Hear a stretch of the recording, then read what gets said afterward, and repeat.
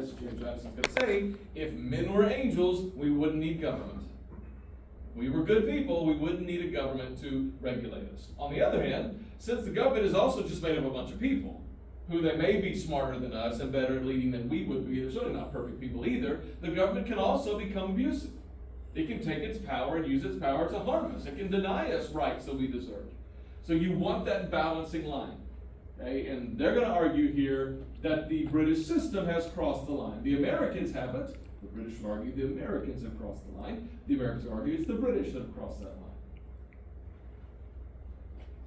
line. So some weird stuff about the difference between the American colonies and, here I'm going to say England because England was the older entity. It deals with our sense of what government is as Americans in the United States, comes from this. Just understand, we did not invent government. We did not invent a constitution. And just because we like it our way doesn't mean other people don't do it other ways, and maybe their other ways are as good or even better. You can argue that if you'd like to. But for the Americans, they would argue that the English Constitution is the best constitution in world history so far. Now, when they finally get around to writing their own constitution, they're going to say, well, that's the new best constitution. But we need to talk about what the English Constitution is and what it is not. In the English system, power is distributed among three branches, if you want to think about it that way, not in our sense of branches, but the monarchy, that's the king, the aristocracy, the nobility, that's the House of Lords, and everybody else, that's the House of Commons. So that's really the three branches of their system. The monarchy and the parliament spread into two different groups. And for a long time, the House of Lords was the more powerful of the two within the British Parliament, and eventually the House of Commons becomes the more powerful of the two. Ideally, because you have the monarchy, the nobility, and the common people, nobody can abuse everybody else. That's the concept. Because we divided along class lines ultimately, then nobody can take power. But what if the nobility and the monarchy join forces together? Can they abuse the common people? Yes. And that is why you have now developed two political parties in Great Britain. The Whigs are arguing we're everybody else, and we're being abused by the Tories, the people in power, the elites. And the Americans are saying, yeah, exactly right. The people in power are abusing us, we're Whigs too. We're like everybody else, and we're having our rights denied by these people who are not doing their job. So there have been plenty of people critical of the English system, now British system. A lot of them are from Scotland, because at this point Scotland, remember, loses its parliament in the early 1700s. So they got a lot of things that they can point to say, see, we used to have more power, now we've lost that. The English Constitution is actually not a written document. And that, of course, is weird for us as Americans. It is not a written document. There are written documents as part of the Constitution. Magna Carta in 1215 is a written document.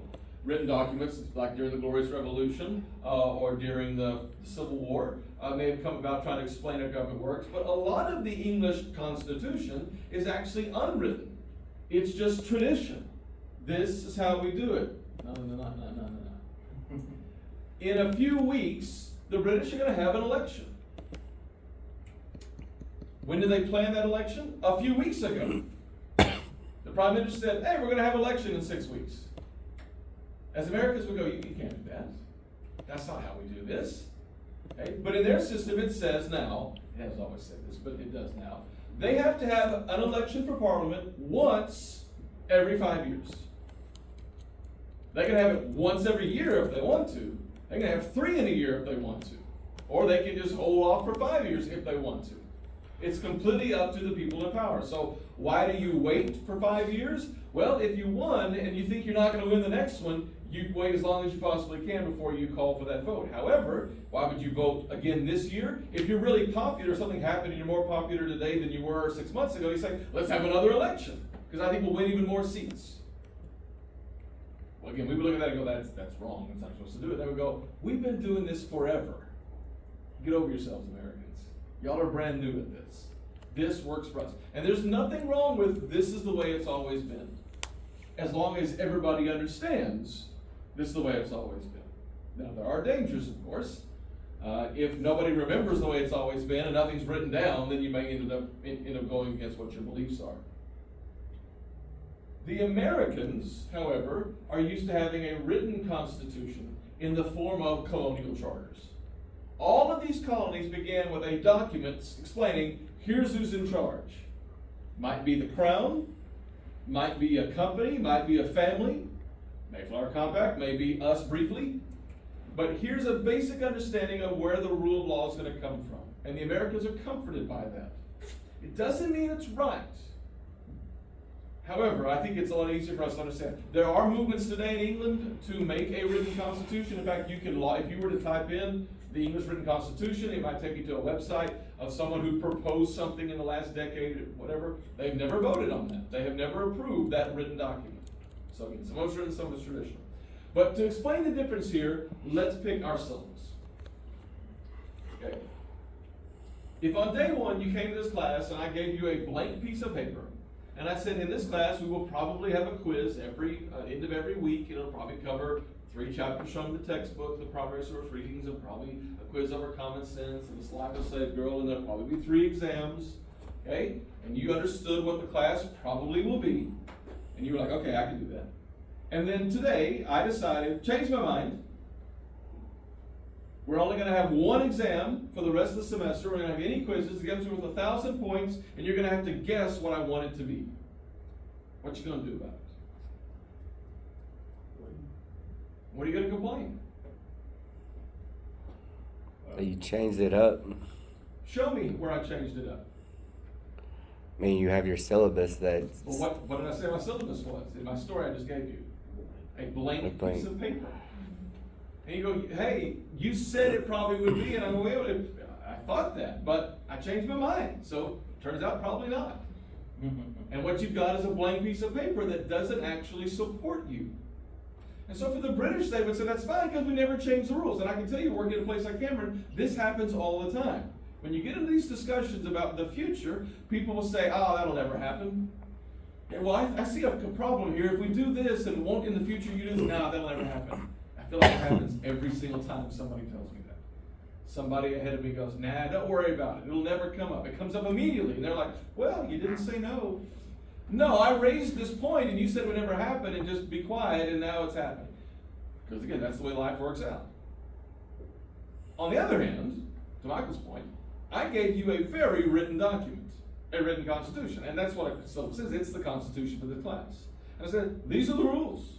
This is what it's going to be. This is what it's going to be. You know what they are. And so in this scenario, if I decide today to change my mind, you're going to hold up my syllabus and go, no, you're not. This is what you said. This is what we agreed to when we stayed in the class. You can't do that.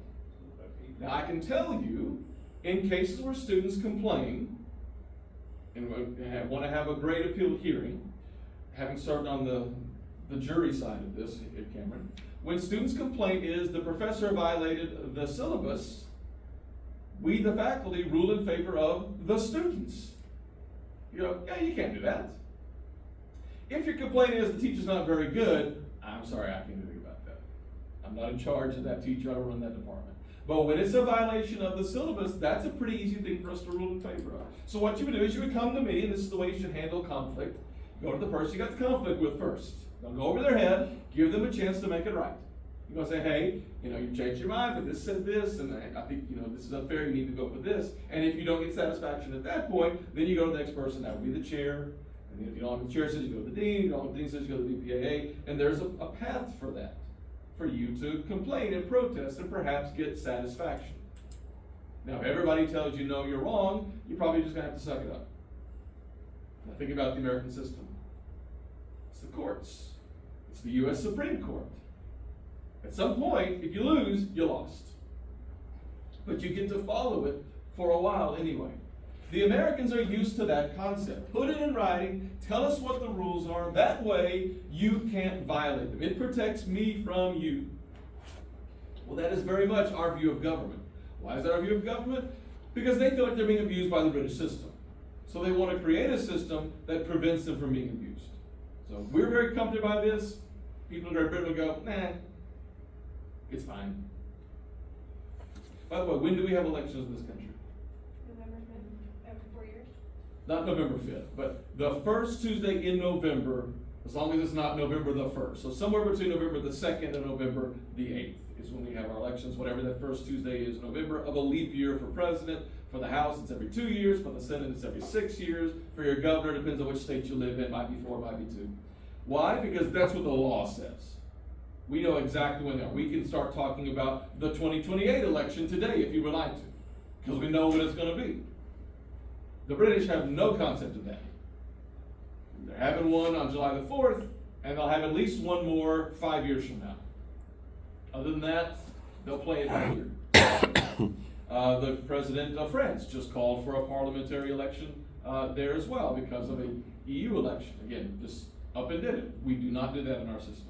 The president cannot call for elections. The elections are scheduled and have been scheduled now for about 150 years, specifically for those days. It was not clear in the Constitution when exactly they were going to be, but we've decided pretty much on this November concept. All right, so not writing it down, the fear is it'll be flexible and changeable, which will allow you to be abused. Writing it down means you can't change it. We know what the rules are. You can't abuse us, and that's what we like. The actual argument, the phrase that is most bandied about at this time is taxation, no taxation without representation, or taxation without representation is tyranny. So the criticism they're making is that there is no American voice in British politics. Americans do not get to vote for Parliament. They have no say in Parliament. There are no Americans serving in Parliament. Therefore, they are unrepresented. Now, some have suggested that what the British should have done is given the Americans a representative in Parliament. Ben Franklin, he's the most famous person. He's already sort of living there advocating for them.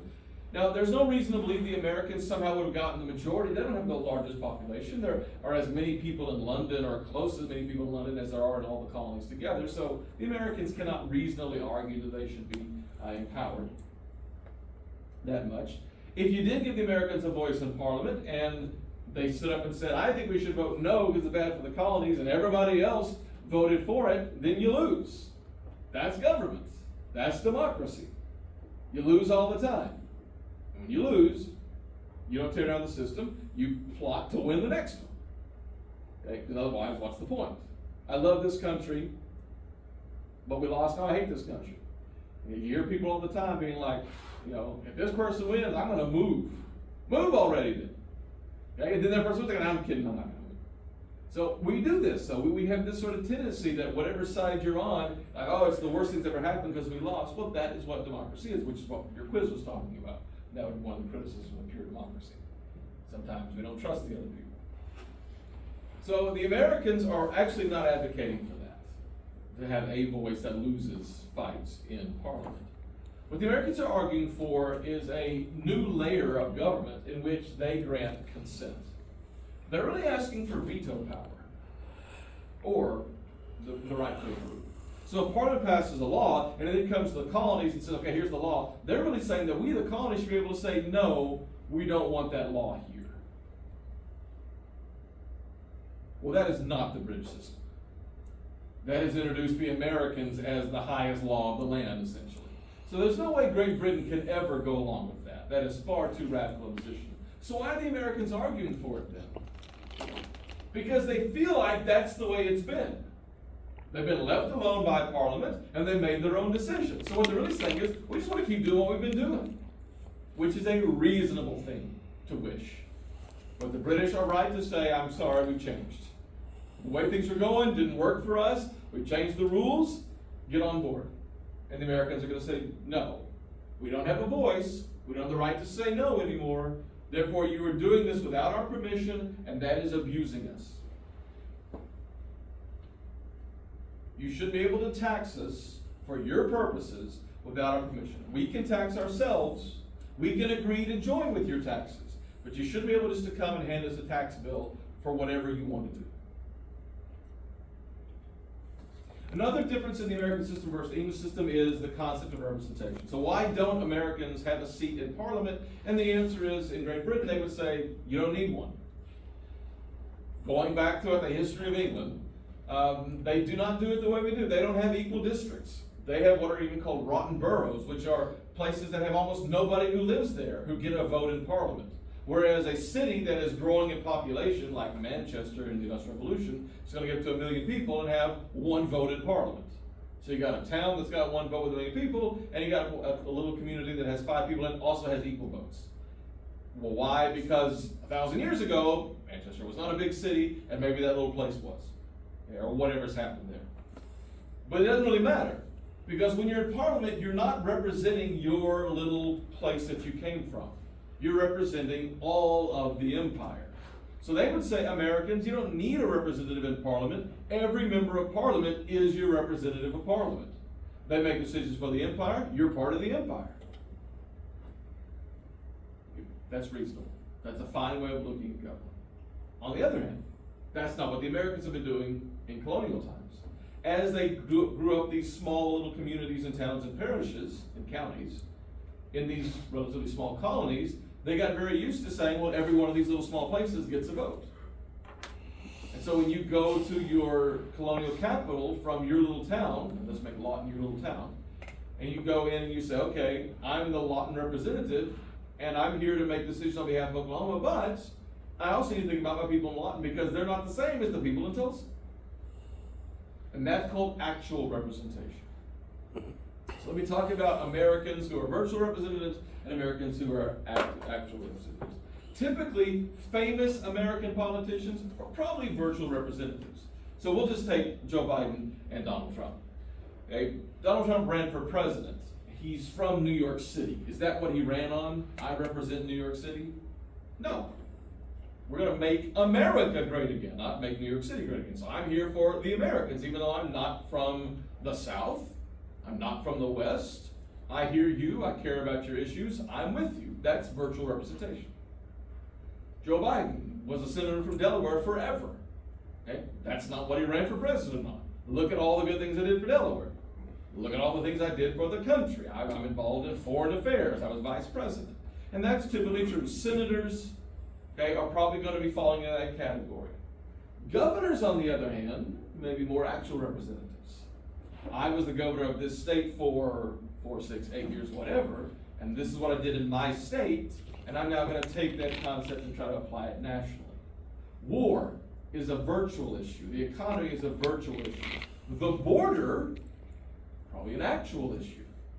If you live along the border, it's very real to you. It's very different than if you live nowhere near the border. Your local member of Congress, though, is probably an actual representative. So in this case, your local member of Congress is running for election. He's got commercials on television all the time, as does his opponent. In forever.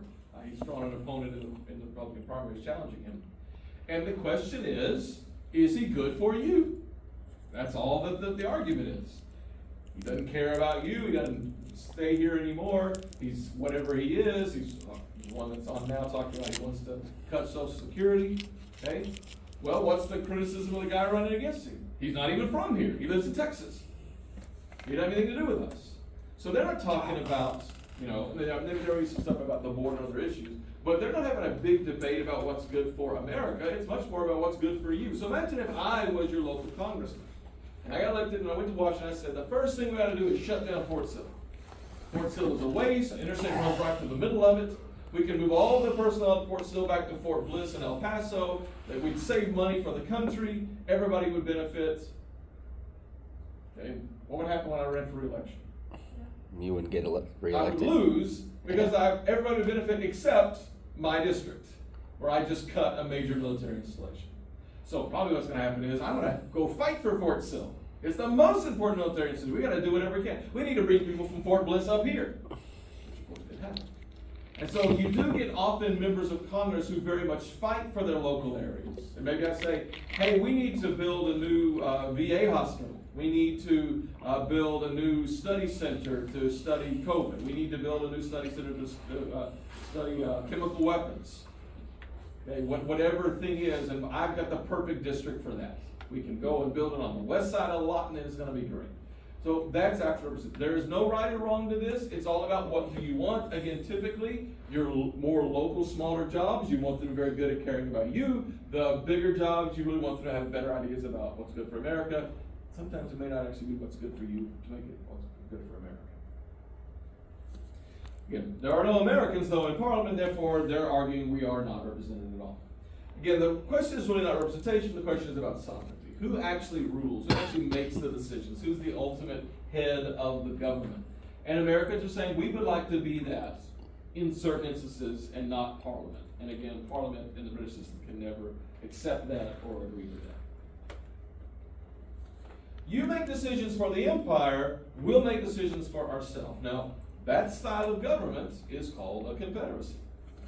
It is essentially what Benjamin Franklin tried to propose back before. It's what they're going to end up creating during the Revolution. It's what the South's going to create during the Civil War.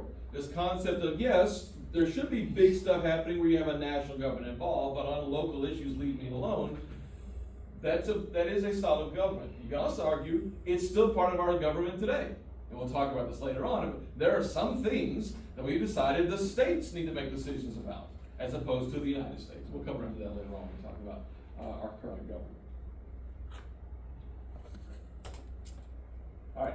So you have a basic understanding then of government, why it might be problematic for the Americans, why the Americans are problematic for the British. Again, basic understanding. They're starting to fight over these issues.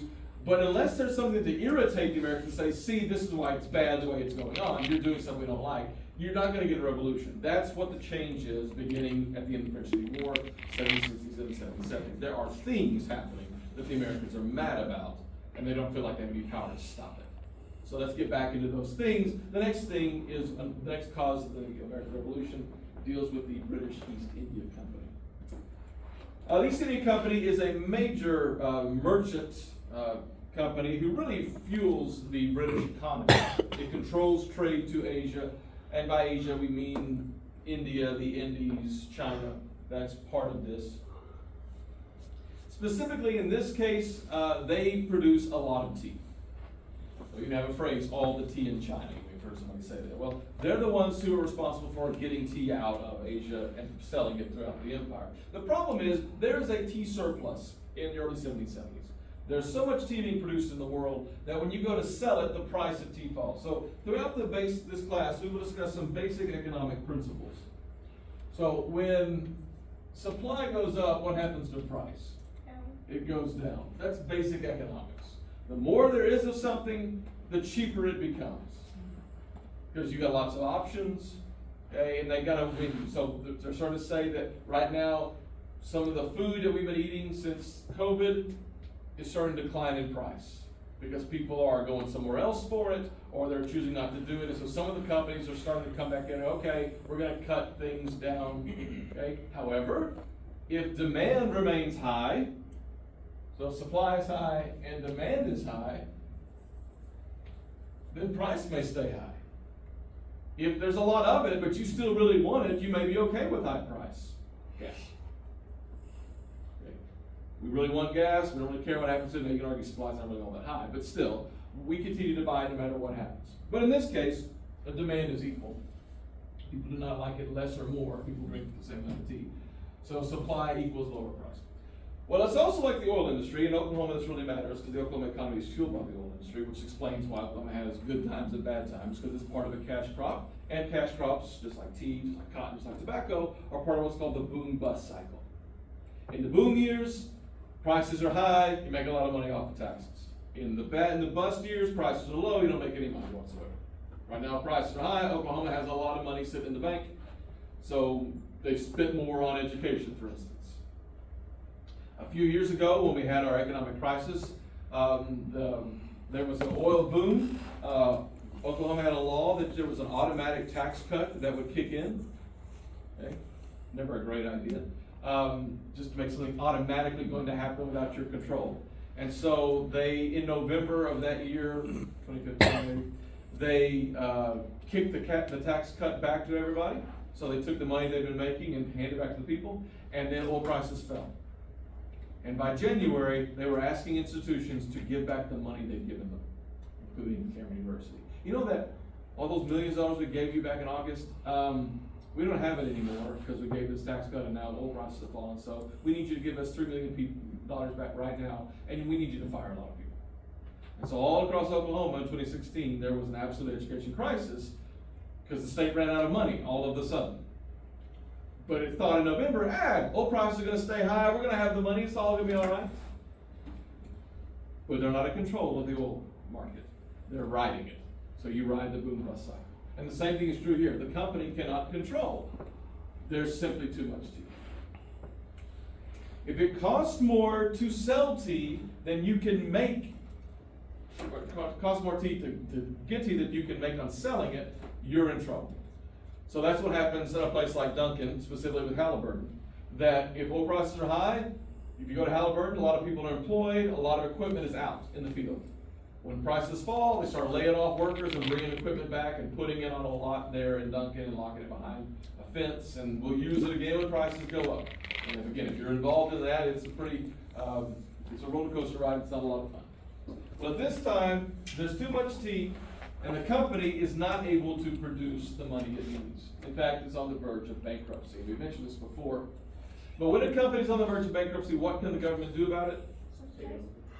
Take it over, subsidize it, bail it out, or let it fail. In most cases, the government will let it fail because most businesses are not that important. Sometimes, however, they are really important and they need to be too big to fail. If they go down, they'll take the economy with them, and that's the British East India Company this time. If it goes under, we're all going down. This is what happened in the Bush administration, beginning of the Obama administration. And TARP was the law that dealt with this. That as banks were running out of money, the problem was maybe those banks were bad banks, but if your money was in that bank, you're about to run out of money, you didn't do anything wrong. And so the government said, we're going to have to step in and help some people stay afloat, because even though we're mad at them too, if we don't, they're going to take us all down with them, and this crisis is going to be even worse. This Great Recession will become the Great Depression Part 2. And so that's why they did what they did. So how do you do it in this case? How do you give them a bailout? That becomes the question, and that's what the Tea Act does. So let me just remind you about tea. The Townsend Acts put a tax on 5 products: lead, paper, paint, glass, and tea. The Townsend Acts were repealed on lead, paper, paint, and glass, but not tea. So at this moment in time, there is still a tax on tea. Americans are paying more in taxes on tea than they did 5 years earlier. Some Americans boycott the tea still. Some Americans have just stopped drinking tea. Some Americans go ahead and pay the tax because they want the tea. So the Tea Act does not raise taxes on tea. There's already a tax on tea. The Tea Act actually cuts the tax on tea, but only for the company. So why this is a bailout? It's giving them an unfair trading advantage. You go to the store to buy tea, there's all these teas, and they all have a tax applied to them. And so they cost this much. But the company says, hey, you can buy our tea with no tax on it for this much. Which one are you going to buy? The no tax tea. So you're going to give them your business, and that's how you're going to bail them out. They're not having to compete. They're able to sell directly to the marketplace without assigning the tax. Therefore, the Americans will buy their tea, building them up, giving them all the money. You understand how it's a bailout? Okay. The question is, how will the Americans react to this? If you're told you're going to get to have cheaper tea, the British are betting the Americans are going to go, great. We've been complaining about tea for a long time in the tax. You're telling me you don't have to pay the tax anymore? Let's do it. And I'm sure in many cases that's exactly what Americans did. But not all Americans. If your job is to actually be a tea merchant, the government just destroyed your job. You go to the store to sell your tea and you can't compete with that group over there because they're allowed to sell it for cheaper because the government says so and you can't. And you're not going to make any money at all because you can't sell your expensive tea. So it feels like the government is actually conspiring against you. That's a problem. So if you're a tea merchant or if you're connected to a tea merchant in some way, you may feel that pain. But most of us are not tea merchants. Most of us really like cheap products. So we're going to say, oh, that's too bad. Get a different job. Sell me that cheap tea. Others may look at this and say, this is a problem here because it just reminds me there's a tax on tea that I never agreed to. I kind of forgot about it after the Boston Massacre, but now I remember it and I'm mad about it again. So maybe you just open people's eyes again to something they already were criticizing.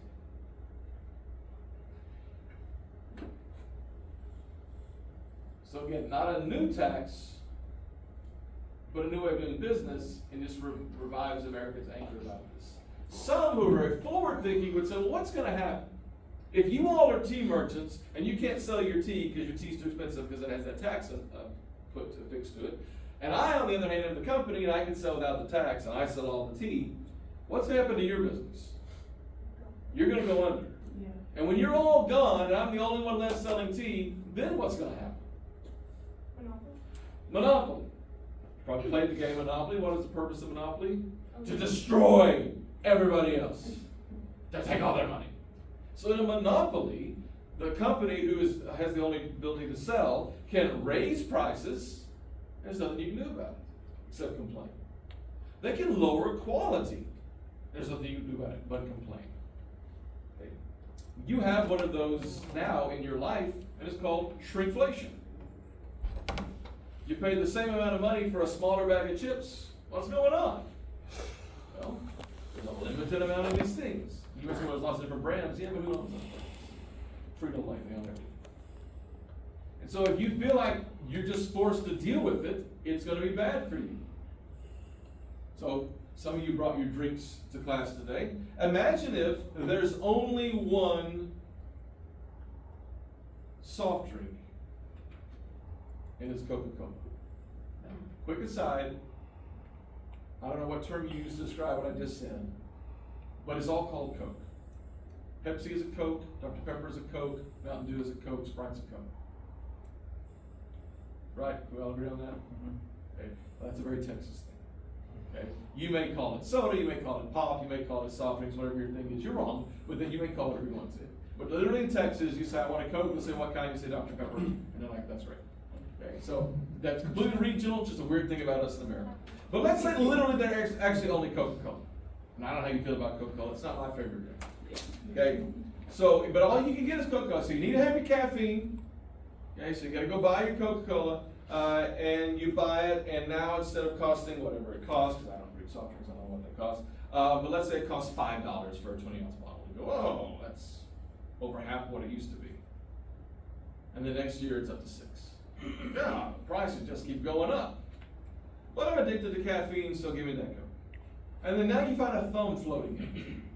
There's a thumb in my Coke. I really need my Coke. I'll drink around the thumb. That's what monopoly does. It drives up price and lowers quality, and that's why we are anti-monopoly in the United States. If you take the second half of U.S. history, that's a really big concept. Anti-monopoly, antitrust, all those kind of things. We don't get into it too much in our section, but in the second half after the Civil War, it's a really big issue. And the government's constantly coming and saying, no, I think you guys got a monopoly, y'all got to stop. So phone companies, Microsoft, all sorts of businesses, you got too much control, ticket sales, Ticketmaster, whatever. Did they do that to Disney? Or tried? Well, you have to ask the question, is it really monopoly or not? So again, most companies today are huge, they own lots of things. The question is, do they control it and abuse their power? So you can shake your fist, I wish there was more variety, that's fine. But if there's only one people who sells Taylor Swift tickets, and they rip you off all the time, then the government says, we can't have this anymore. This is unfair. So we don't like monopoly, it's a bad idea, it's bad for consumers, so that's a reasonable thing to criticize. So some people boycott tea, but many of the founding father types are actually afraid that what's about to happen is people are about to buy that cheap tea. But in reality, they don't care anything about these issues, they just want the cheapest possible product, and it's cheaper now than it's been for the last 3 years.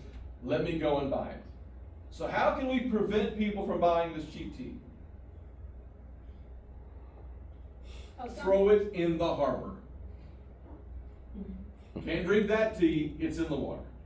So all across the colonies, those protests are actually attempts to deny the tea from reaching the marketplace. So in Boston, for instance, and other colonies as well, what they said is, I'm sorry, tea ships, you cannot unload your cargo here. We don't want that. We don't want you to sell your tea, your cheap tea.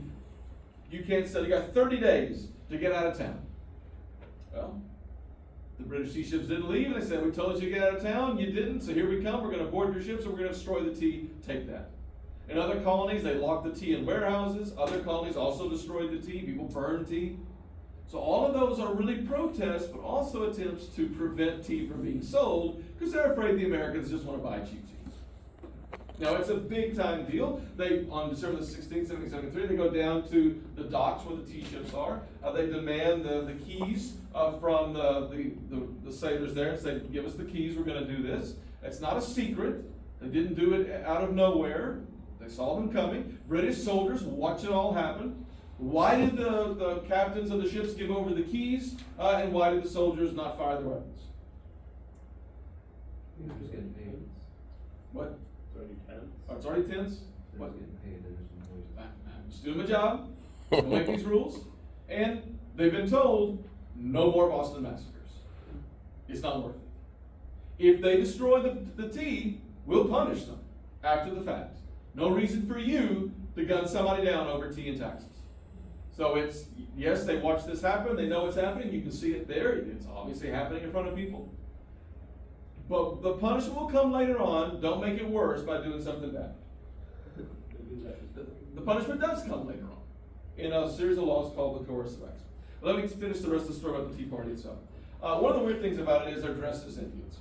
So you can see this depicted here, you can probably see some feathers and things, and so it leads to a question, why did they dress like Indians? It's not to blame the Indians. Nobody thinks Indians have come from hundreds of miles away to destroy tea one night in Boston. That doesn't make any sense. And then that's not what's going on. Why then dress up like Indians? Okay, absolutely right. Boston is not that large a town. I mean, Philadelphia is the largest town, about 30,000 people. So Boston is smaller than that. The people who are mad are pretty famous people.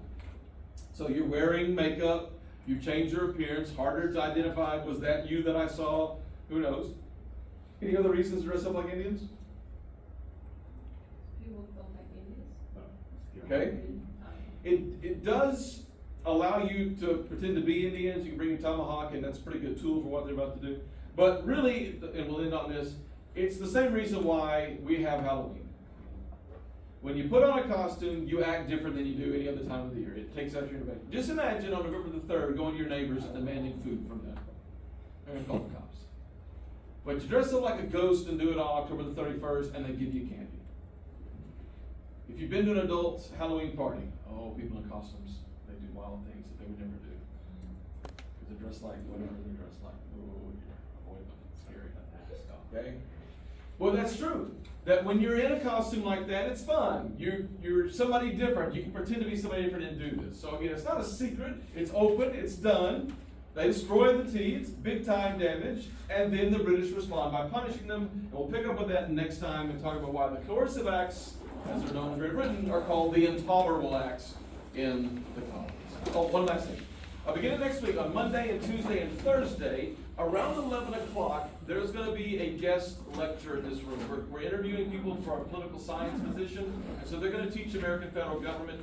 I don't know what they're going to teach. You are welcome to attend. I would encourage you to attend. We'd love to have students in the audience. So just after our class on Monday and Tuesday and Thursday, if you're available and want to hang around to watch somebody teach for 30, 40 minutes or so, we would appreciate it. Okay. If you absolutely can't, I'm going to give some bonus points, but if you absolutely can't do that because it conflicts with your schedule, I don't want you to not get the bonus points. I want it to be fair and equal for people. But if you can, we'd love to have you here all days if possible, one day if possible, whatever you do. That'll be Monday and Tuesday and Thursday of the next week. See you.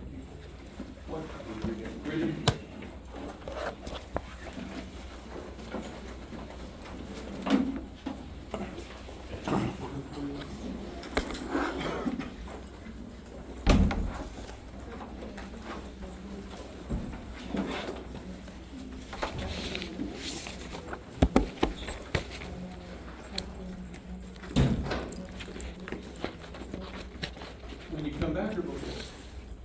I can do it before. If you do it before, you can take the original version. If you Okay. wait to do it after, you do the makeup, which is all written, no multiple choice or true or false. Yeah, I can do it. Okay. When do you want to do it? Because you don't have here Monday through Thursday, so. Probably Monday, because Monday, because Tuesday I have a class right now. So will you have read the book by Monday?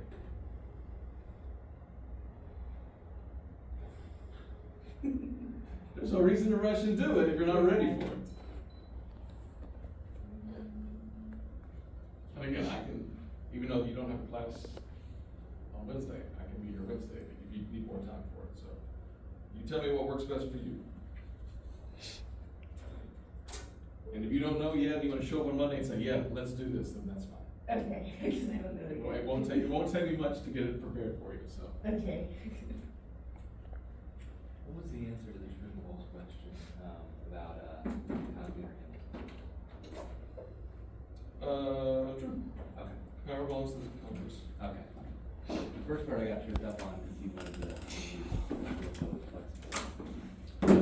mad at those Pennsylvania counties think they have the right to ignore it. So I first That's- wrote, on mine, I first wrote the That's what false. he's saying, is that you can't do that. Yeah. Congress has the right to pass laws according to the Constitution, and counties don't get to override that. I first wrote false, because I just looked at the first part, and then I reread it, I was like, no, because exactly what you said, like, you know. I was remembering in the writing that, I think it was Philadelphia was trying to say no, or agree with that, or something about the decrees. They could argue with one. Right. Hamilton doesn't agree with that position. Right, and that's where I flipped on that. Yeah. For the next exam next Thursday, are you gonna put that in Blackboard, or are we just gonna read the book? Just read the book. So, again, the title is Common Sense, and so all throughout the book, he's making some very basic arguments of the nature of government. So that's what you need to know. What does he mean by common sense? What does he mean by common sense when it comes to independence? But what does he mean about monarchy? What does he mean about George III? What does he mean about the future of the U.S.? Each of those is him making some very significant points. Again, take notes as you're reading. He's making arguments, he's making predictions. He does give titles to some of his things. If we want to break it up into that little sections, that's the way of doing it. And again, you're welcome to run it by me before we actually take the quiz. But this is what I think he said about it. And is that one multiple choice and an essay too? No essay, just multiple choice, true and false. There may be a fill in the blank, but it literally would be a few words. Okay. But there's no critical thinking question. Okay. Professor, I got a question Mhm. for you. The Townsend Revenue Act, to place duties, is that when, like, the British were, or England was placing taxes on paper things like? Duty is a tax.